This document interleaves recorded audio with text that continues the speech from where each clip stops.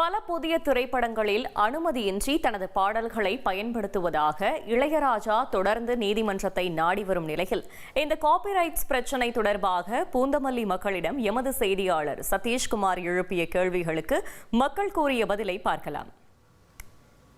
இளையராஜா அந்த பாட்டுக்கு சேர்ந்து காசு வாங்கலையா? வாங்கிட்டார்ல, அப்போ அவருக்கு எப்படி சம்மந்தம் வராதுல்ல? அப்படி அது இல்லாமல் இந்த பழைய பாட்டு இப்போ நல்ல ட்ரெண்டு தானே ஆகுது. அவரு தானே பெருமை. அது சில்லிதமாக கேஸ் போட்டுங்க. அது அவரு தான் அவர் பெரிய ஆள். அவர் அசிங்கம் பண்ணிக்கிறார். அவர் தான் அவர் காப்பி ரைட்ஸ் கேட்குறாங்கன்னா அதுக்கான காப்பி ரைட்ஸ் கொடுக்கணும். கமர்ஷியலாக யூஸ் பண்ணும்போது கண்டிப்பாக கொடுக்கணும். அவர் கஷ்டப்பட்டு போட்டது பாட்டுகள் எல்லாமே. அதனால் காப்பி ரைட்ஸ் கொடுத்து அவருடைய ஒப்புதலோ போட்டால் கரெக்டாக இருக்கும். அவர் ஒரு எக்ஸ்பீரியன்ஸான ஒரு ஆள். அதனால் இது எல்லா இடத்துக்கும் போய் பரவுறதுனால நல்ல விஷயம் தானே அந்த பாடல்கள். அதனால் இப்போ வர ஜென்ரேஷனுக்கு தெரியும் இல்லை, அது மறையக்கூடாது இளையராஜா யாருன்றது. அந்த ஒரு அடையாளம் இருந்துன்னே இருக்கணும்னா அவருடைய பாட்டு ஒழிச்சுனே இருக்கணும். அவர் இது போல் காப்பிரைட்ஸ் வாங்கணும் அதெல்லாம் சொல்கிறது கொஞ்சம் மாற்றிக்கலாம். இளையராஜா சார் அவருடைய பாட்டை அப்படியே வச்சுருந்தா மேலும் மேலும் இப்போ இருக்கிற பசங்களுக்கு தெரியாது இல்லையா?